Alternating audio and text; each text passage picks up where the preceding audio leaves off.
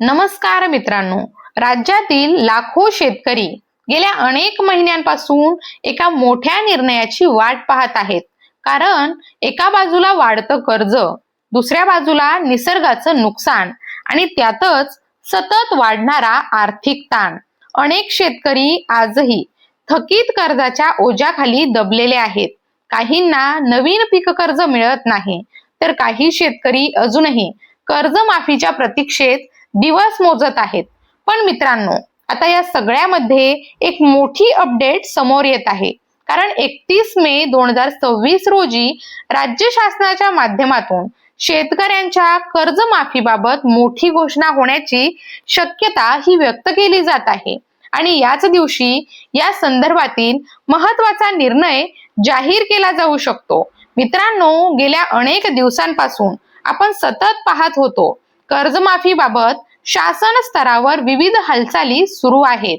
गेल्या अर्थसंकल्पात सुद्धा शेतकरी कर्जमाफीबाबत घोषणा करण्यात आली होती. 2 लाख रुपयांपर्यंतची कर्जमाफी आणि नियमित पीक कर्ज भरणाऱ्या शेतकऱ्यांसाठी प्रोत्साहनपर लाभ अशा अनेक गोष्टींचा उल्लेख त्यावेळी करण्यात आला होता. त्यासाठी समिती देखील स्थापन करण्यात आली. त्या समितीच्या माध्यमातून राज्यातील थकीत कर्जदार शेतकऱ्यांची माहिती, नियमित कर्ज फेडणाऱ्या शेतकऱ्यांची माहिती, बँकांची आकडेवारी, कर्जाची स्थिती अशी विविध माहिती गोळा करण्यात आली आहे. मित्रांनो, मुख्यमंत्री आणि कृषी मंत्र्यांच्या माध्यमातून वेळोवेळी आश्वासनं देखील दिलं जात होतं की 30 जून 2026 पूर्वी शेतकऱ्यांची कर्जमाफी केली जाईल. परंतु अद्यापही या योजनेला मंत्रिमंडळाची अंतिम मंजुरी मिळालेली नाही. तसेच या कर्जमाफी संदर्भातील अधिकृत शासन निर्णय म्हणजेच GR देखील अजून आलेला नाही. आणि त्यामुळेच राज्यातील अनेक शेतकरी हे संभ्रमात होते. कर्जमाफी खरंच होणार का? निकष काय असतील? कोण पात्र ठरणार? असे अनेक प्रश्न शेतकऱ्यांच्या मनात होते. मित्रांनो, सध्या खरीप हंगाम अगदी जवळ आलेला आहे आणि शेतकऱ्यांना पेरणीसाठी नवीन कर्ज मिळणं अत्यंत आवश्यक आहे.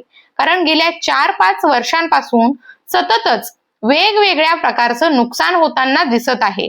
कधी अवकाळी पाऊस, कधी दुष्काळ, कधी बाजारभावाचा प्रश्न.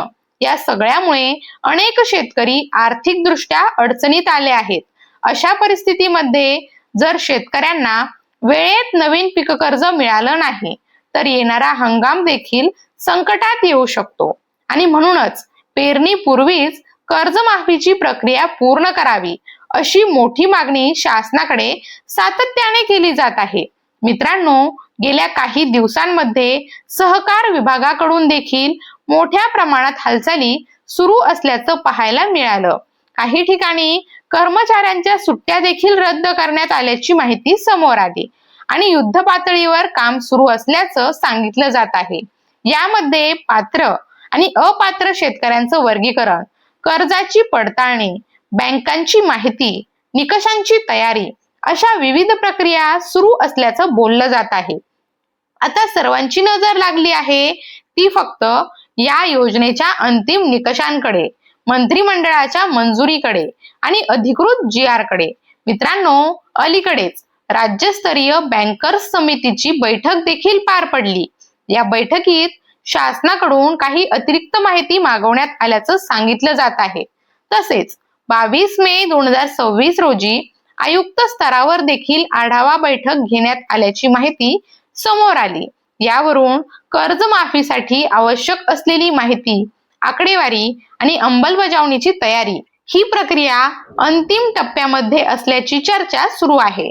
मित्रांनो, 31 मे 2026 रोजी पुण्यश्लोक अहिल्यादेवी होळकर यांची जयंती आहे आणि याच दिवशी एक महत्वाचा शासकीय कार्यक्रम आयोजित केला जाणार असल्याची माहिती आहे. त्याच कार्यक्रमादरम्यान शेतकऱ्यांना दिलासा देणारा निर्णय जाहीर होऊ शकतो अशा प्रकारच्या शक्यता व्यक्त केल्या जात आहेत. तथापि मित्रांनो, अद्याप अधिकृत शासन निर्णय आलेला नाही. म्हणून शासनाकडून अधिकृत घोषणा होईपर्यंत अंतिम माहितीची प्रतीक्षा करणं महत्वाचं आहे. पण एक गोष्ट मात्र नक्की, राज्यातील लाखो शेतकरी आता या निर्णयाकडे मोठ्या आशेने पाहत आहेत. कारण कर्जमाफीचा निर्णय झाला आणि नवीन पीक कर्ज उपलब्ध झालं तर अनेक शेतकऱ्यांना मोठा दिलासा मिळू शकतो.